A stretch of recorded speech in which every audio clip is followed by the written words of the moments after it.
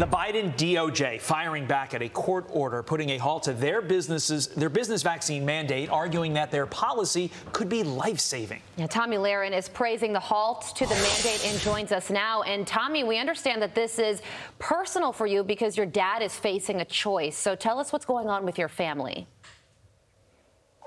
Listen, like so many other Americans, my dad received an email last week. And of course, even though he's worked at the company for several years, he had to receive this notice by email, as many Americans have, that he either to be fully vaccinated by January 4th or lose his job. Now, that puts a pit in my stomach because we all knew it was coming. My family knew it was coming. I know so many Americans are in that same boat. So yes, it's personal for me, but just as an American watching so many receive these kind of notices and having to choose between a vaccine that they may not want and unemployment is un-American, and quite frankly, it's disgusting, and the Biden administration needs to be held accountable. Thank goodness there are some patriots out there like Attorney General Ken Paxton in Texas, Ron DeSantis, and other governors around the country that are standing up for so many Americans who feel voiceless and helpless right now.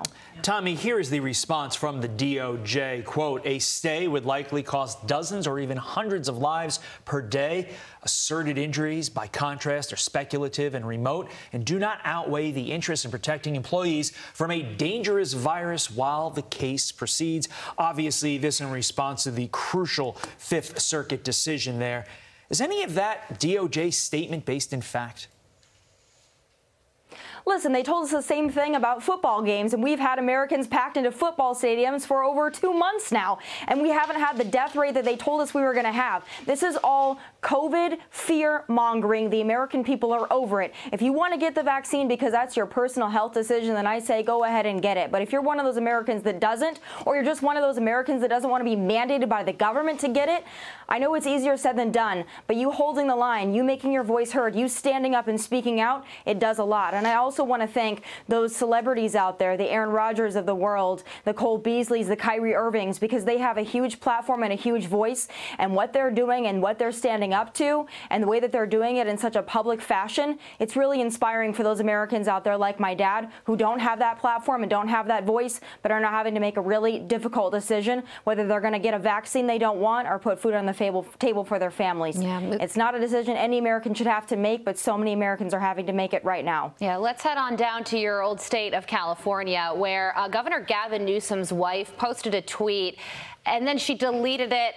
She's defending her husband for being out of the public eye.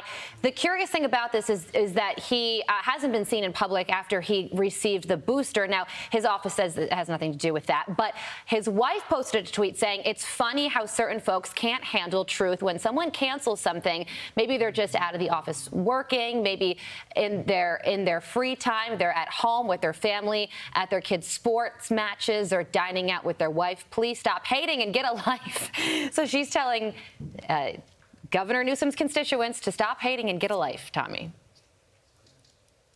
Yeah, once again, these are the elites that are looking down on average everyday Americans who don't have the luxury of just taking a little bit of family time and disappearing. He's the governor of the most populous state in the nation, and cities around that state are also implementing their own vaccine mandates. San Francisco set to mandate vaccines for children 5 and up. So he should absolutely be visible, and people have a right to wonder where he's at. After all, this is a man that loves the limelight and loves the spotlight, so him not being on the stage for over 11 days, well, that's concerning. And while his wife might want us to get a life, we'd like to know where the governor of that state is, because he has a lot to answer for. Hashtag Where's Gavin on hashtag Tomi Tuesdays. Tomi, thanks for being here. Thank you, Tomi. We appreciate it.